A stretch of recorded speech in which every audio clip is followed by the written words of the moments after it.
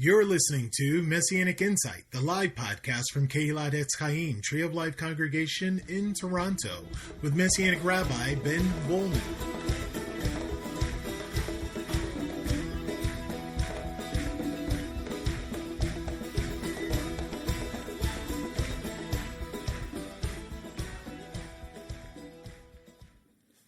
Philemon, A View Across the Ages, a study by Rabbi Ben Volman. Sometime before the winter of 62 A.D., perhaps earlier, two men took to the roads of the Roman Empire. The older man, Tychicus, was protecting four precious objects. Three of them were scrolls from the Apostle Paul for churches in Asia Minor. But there was also a young man running next to him, and this man was running the wrong way. He was a fugitive slave, but instead of running away from his master, he was running towards him. And today we're going to take a look at this fascinating document. Philemon is the very last letter of Paul, literally attached to the back of all the other letters. It's the thinnest, smallest, and yet one of the most compelling stories of the Brit Hadashah, the New Testament. Now, it is not often paid a great deal of attention, but it is a great story. When I first read Philemon, I didn't think much of it. I thought it was about making someone do the right thing. I thought it was just an instructional little letter for its recipient. So when I started preaching, which was now a long time ago, I thought I was going to use this letter to tell people about doing the right thing. And when I look back, I began to understand. I was only understanding half the story. And that's actually appropriate because it's a story about a young man who began by thinking he was smarter than everybody else around him, especially the adults running his life. And we all know, and perhaps we've all been there, where we felt exactly like that. Now, the young man who Paul is writing about is not that young. He's about 16 to 19, but he certainly had reasons to test his freedom. His name was Onesimus. He was a slave, someone with no future except what his master would allow, and even his name, actually a very common slave-like name, means useful. It's not exactly a moniker you'd really want to carry around, but it was a handy name for a slave, and many of them had it. He was living in a nice little house, probably in a pleasant little city called Laodicea. And then he ran away, which was a crime. He was now a thief. He'd stolen himself. To add to this, he'd almost certainly taken some money, probably, if not money outright, something valuable from the house. And of course, as a slave, he had no right to anything, not even to his own person. So that would have added to his crimes if he were caught. And the Romans were virulently nasty to their runaway slaves. A revolt of slaves was a constant fear in the ancient empire. And the harsh penalties included flogging, often branding a large F on the forehead of those who acted in this manner. It was meant to be a severe punishment, and punishments were added to it. But like a lot of young people, of course, Onesimus probably wasn't worried about that. And in the end, he was just like a lot of kids, even today. Run away from home, and they head for the biggest, most remote place they can think of. And in this case, it probably was Rome, the great city of the Roman Empire. And in that place, Onesimus hoped to disappear. But, like most kids, he ended up alone and heading for worse trouble. He was probably homeless, not necessarily starving. In Rome, the people on the street got free bread, but he was certainly homeless. And as time went on, he was probably getting more and more miserable, and fearing the worst, he might be found out. Indeed, his master and mistress, Philemon, and Philemon's wife Apphia, who had come to faith through the witness of Paul, used to have a church meeting in their home. Paul had been a visitor along with his friends, and while Onesimus was out on the streets of Rome, probably in circumstances that exposed him in ways that he didn't expect, one of them noticed him. They must have found him probably in circumstances that were dire and needy, and brought him back to Paul. At the time, Paul was officially under arrest, except that being under arrest in the circumstances of that time didn't mean that he was in jail. He may have experienced some kind of imprisonment, but because his verdict was a long way away and he was a Roman citizen, Paul was allowed to have an apartment with his friends, and that's where Onesimus was taken. And he found himself among friends, and not just friends. He found himself under the care and eventually under the spiritual guidance of Paul, in such a way that Paul became something of a father to him.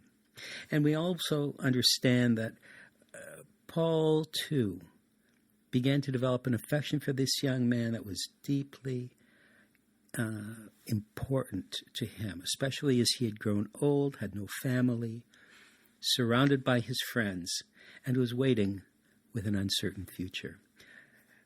Onesimus, as we know, yielded his heart to the Lord, and he became a blessing to Paul, perhaps a refreshing reminder of better days. And we certainly get a feeling from this letter that Rav Shaul was indeed feeling his age. Almost certainly his travels, his sufferings, and the pressing question of his own future was catching up to him. But Paul also knows one thing about Onesimus. He cannot keep him. He has to let the young man go back and face his master. If Onesimus is ever going to have a future, he had to face the past. And that meant saying goodbye to Paul and joining Tychicus in going some 2,000 kilometers back to Asia Minor. So when I first preached this letter, I thought it was about Paul writing to Onesimus's master, Philemon, an instruction: do the right thing for this young man, let him to come home, let him start over. And if you take a look at the letter with me, you'll see that Paul has this beautiful appeal to Philemon from the very first opening lines, where he indeed addresses Philemon warmly and kindly, and with a great deal of emphasis on Philemon's wonderful qualities as a believer. Paul writes, to Philemon, our dear friend and fellow worker, to Apphia, our sister, to Archippus, fellow soldier, and to the church that meets in your house, grace and peace to you from God our Father and the Lord Yeshua, Jesus the Messiah. I always thank my God as I remember you in my prayers, because I hear about your faith in the Lord Yeshua and your love for all the saints. In this way, we get the sense that Philemon is an outstanding and significant leader in his community. And of course, as Paul compliments him, I pray that you may be active in sharing your faith, so that you will have a full understanding of every good thing we have in Messiah. And your love has given me great joy and encouragement, because you, brother, have refreshed the hearts of the saints. It is really a glowing statement from the outset. And at this point, Paul begins to make his statements in the context of what is often presented as a plea for Onesimus. And indeed, there are quite a few appeals as he begins to talk about how this refreshing heart for the saints ought to act towards this young man. Therefore, although in Messiah could be bold and order you to do what you ought to do, I appeal to you, he says, on the basis of love. I then, as Paul, an old man and now also a prisoner of Messiah Yeshua, I appeal to you for my son, Onesimus, So now we begin with the appeal of mercy. Understand my heart, he's saying. Understand how I feel about this young man. Be merciful to someone for whom I have developed a heart, as for a son. And then he says, he became my son while I was in chains. Formerly, he says, he was useless to you, but now he's become useful, both to you and to me. It's an appeal then of fatherhood, but also it's matched with an appeal that uses humor as well. He's playing on Onesimus's name, although you should be aware that the Greek which he uses is not actually Onesimus's name. He subtly uses another name, another term for useful, Christos, which of course implies the very servanthood of our Messiah, Jesus himself. After the appeal in the context of humor, he goes on to talk about his personal sacrifice, an appeal from sacrifice. I'm sending him who is my very heart back to you. I would have liked to keep him with me so he could take your place. Now, then he has moved to this appeal of sacrifice, but puts it in this interesting context, as if he is letting him go in the context of someone who might very well be serving Paul, just as Philemon would want to do if he were right there in Rome. But I did not want to do anything, he goes on, without your consent, so that any favor you do will be spontaneous and not forced. This is the appeal of respect. I wouldn't do anything without your approval. And then he says, perhaps for this reason he was separated from you for a little while, was that you might have him back for good. Now, this is the context in which I always saw the letter, the appeals to mercy, fatherhood, sacrifice, respect, so that when I first spoke about this, probably when I was in my 20s, single, on a small missionary salary, I actually identified with Onesimus. I thought, Philemon, you're rich, you're well set. Why does actually Paul have to write to you to tell you to do the right thing? But when I came back to Philemon and began to preach on it years later, my circumstances were very different. I'd long since turned 40, and before I did turn 40, one of the things that really repulsed me about the Romans was their laws concerning those who were not yet 40. 40 was the age of majority in Rome. Once you were 40, you were a citizen, a full citizen, and as such, you had voting privileges, and anyone less was virtually a dependent. In fact, no matter what a man accomplished until he was 40 was considered almost unimportant.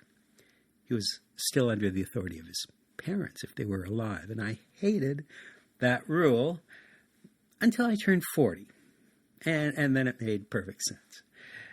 My circumstances were obviously quite different. I was a parent. I had a career. I had been in ministry, but then I had developed another very promising, very significant and meaningful career, and I began to look back on my life and see the seasons of faith, the high tides and the low tides, and I began to see things a lot differently. Because faith has its seasons. We begin with the expectation that it will always be spring, but the journey's uneven, isn't it? We go through seasons disturbed by trauma, busyness, responsibilities that sweep over us, changes of life, losses, hurts, disappointments, betrayals. Pastor once described losing the middle-aged men in his congregation this way: the pressures of work, disappointments of life, family pressures, seemed that they all pushed them further and further back in his congregation until they were barely sitting close enough to see. They eventually disappeared, and it would seem that springtime gave way to winter. And I had to wonder when I read back to this, how does Philemon see things? Well, he sees things very differently. And I began to identify with him, no longer Onesimus. After all, Philemon is a businessman. He's a community leader. He has to bear the weight of the responsibility of this loss, plus, of course, the embarrassment to his wife. All the slaves were the responsibility of his wife. Now, how would that look in front of all the neighbors? All those who were looking to him, especially those who were aware of his unusual faith, this strange Christian faith which he was propounding. And how would he be seen if he was welcoming back a slave in circumstances that would be very embarrassing again in front of all his neighbors? The whole community probably knew what happened anyway. It's a small town. Word will have gotten out. When I looked back at that circumstance and identified with this older man, well, obviously I saw things differently. And we begin taking a changed look at this letter from this hinge point where suddenly Paul's perspective, Paul's voice seems to change, because Paul probably knows something about Philemon that we don't know. Despite the glowing descriptions he's given of him, perhaps Paul knows exactly what Philemon will be thinking when the young man shows up. And when I look at this letter, I begin to think of that story of the prodigal son. But it's not the story of the prodigal son with the father in view. It's the story of the prodigal son from the perspective of the older brother, the one who has a young man come back and is only aware of what he's losing, not what the family is gaining. When we begin our journey with God, we're so aware of his mercies.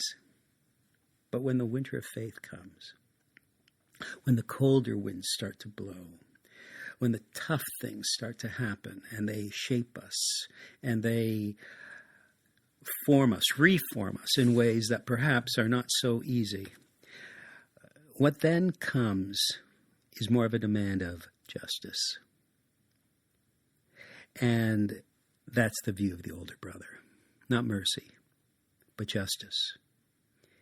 And what if Paul knows more? What if Rav Shaul knows more than he's actually revealed in this letter? What if he knows Philemon's real character?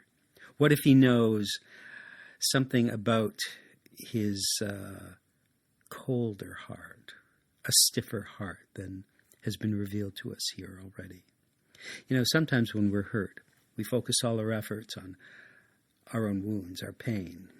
And when we're old or older, we know the cost of everything in our life. And, you know, that can weigh heavily. We need reminders that in the eyes of God, we're nothing apart from his grace. And so the letter moves to a hinge point at this time. And the focus of the letter changes. He begins to put the context of Philemon's of the return of Onesimus back to Philemon here in verse 15 into a different perspective. And it begins with that word which in English we translate perhaps. Perhaps the reason he was separated from you for a little while was that you might have him back for good, no longer as a slave, but better than a slave, as a dear brother. He is very dear to me, but even dearer to you, both as a man and as a brother in the Lord.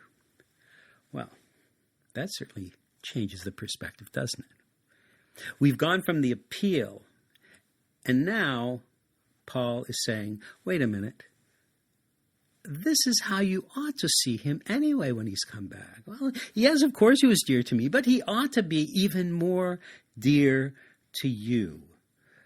Now, he's not really just asking him to welcome or be merciful. Paul is doing something more profound here. In our understanding of any narrative, we have various ways of seeing a narrative story.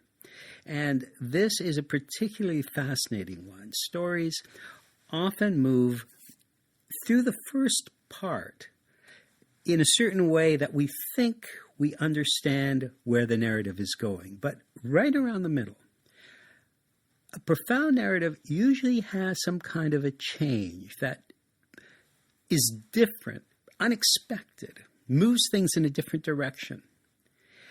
That's what happens here. Often this will take place right around the middle of a narrative. This happens just about past the middle. And indeed, there is a major change as we move from an appeal to something very different. It's a direct intercession. In fact, Paul not only makes it a direct intercession, he will become himself involved in this event,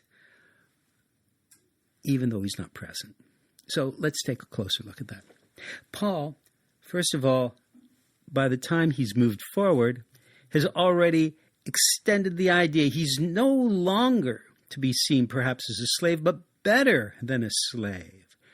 He's very dear to me, but even dearer to you, both as a man and as a brother in the Lord. So, and now he continues, if you consider me a partner, welcome him as you would welcome me. Now, this is it's an interference in the letter that was not quite expected.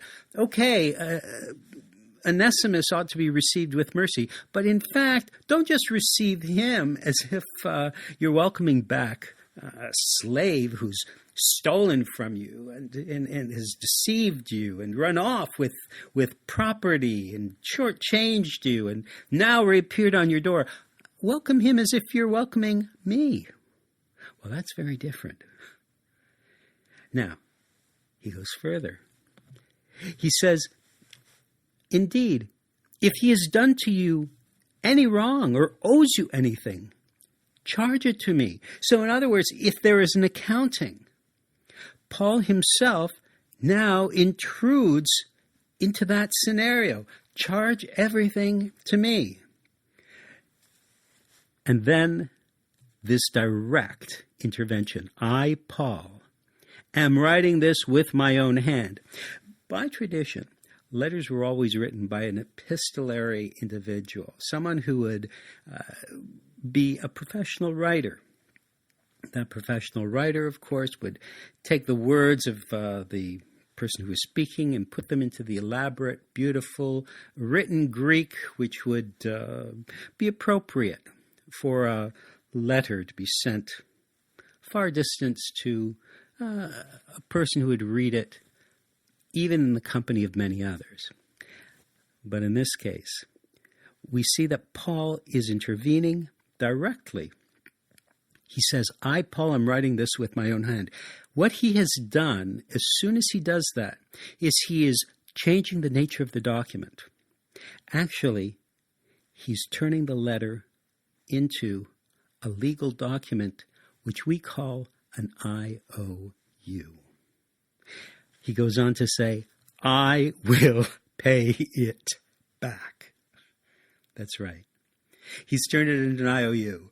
if he owes you anything, well, here I am writing this out. I will pay it back. Not to mention that you owe me your very self. So Paul has given us an IOU, and he has weighted it with the weight of the salvation of Philemon himself. In other words, he's really saying, if you really comprehend the salvation which you received through receiving the gospel from me, this IOU is already paid. That's right. It's already paid. You owe me your very self. I do wish, brother, that I might have some benefit from you. Now, when he says the word benefit from you, he's really, again, using just a bit of comic humor, a bit of just the term here, benefit is onamein, another play on Onesimus. But the most significant aspect here is this. He really is taking an intervention. He is playing an intervention directly into the circumstance. And he's changing everything. This is not simply a plea for mercy. This IOU is actually being declared a paid debt. Now, it's a strange kingdom when we come into the kingdom of God. Everything is turned upside down. A friend of mine used to say, everything is turned upside right.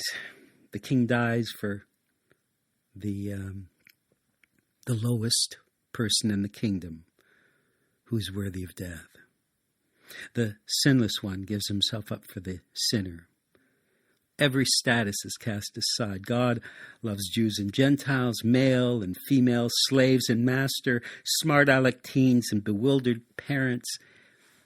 In fact, everything is different.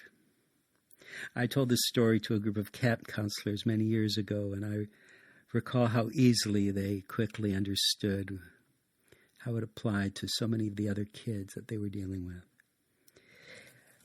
In the very last verses of the very last book of the Jewish scriptures, the prophet Malachi declares that Elijah is coming to turn the hearts of the fathers to their children and the children to their fathers. And if we don't pay heed to that, the land will be cursed. And so there is an aspect of this where Paul, the old man in chains, is saying, there is something here, my friend, which is more important than simply the interaction between you and a slave. There is something which is going on here into which I directly intervene for the sake of the kingdom. I look back on this story with a great deal of sentiment, especially as I considered it and measured it against circumstances that I had also seen over many years of ministry. And particularly, my mind kept going back to this particular incident. When I was a young seminary student, I went to hear the great theologian Langdon Gilkey. Gilkey was a remarkable guy. He was a classmate of John F. Kennedy at Harvard. But unlike Kennedy, he hadn't gone on to fight in the Pacific. He had gone to China to teach English, and he ended up in a Japanese detention camp in horrible conditions. But in 1970, he was already a leading theologian, and he was a featured speaker for the 30th reunion of his Harvard classmates. At the time, 1970, the circumstances of anti-Vietnam War sentiment and the the roiling circumstances of what we look back and call the generation gap. We're in, fierce presence for all those who had gathered at Harvard. And the fascinating thing for me was that when Gilkey looked over his classmates, all of them not only thinking about the missing presence of Jack, but also the recent death of Robert Kennedy. Looking over them, distinguished CEOs, academic deans, people of significant accomplishment, his peers, he reminded them of a little secret. Something most of them would have preferred to forget. How his own classmates in the fall of 1937 had agreed on the American version of what was called the Oxford Pledge. It was a commitment not to support the United States government in any war it may conduct. It was a decision by his generation that they would not do what the generation before them had done in marching off to war, zealous to fight the wars of their parents. But of course they did. After Pearl Harbor, they not only marched, they gave their lives. Many were not present because they had paid the supreme sacrifice, but something else had happened. When they came home and they established families and did all the things that they had hoped to accomplish, they had lost sight of those original values, even as they were promoting the values which had sent them into conflict. And Gilkey, basically looking over the room, began to say to them, "Look at your young people. They're just like us." And as he did so, he could see all the wives elbowing their husbands, each of them saying, "You're going to let that kid back in the house."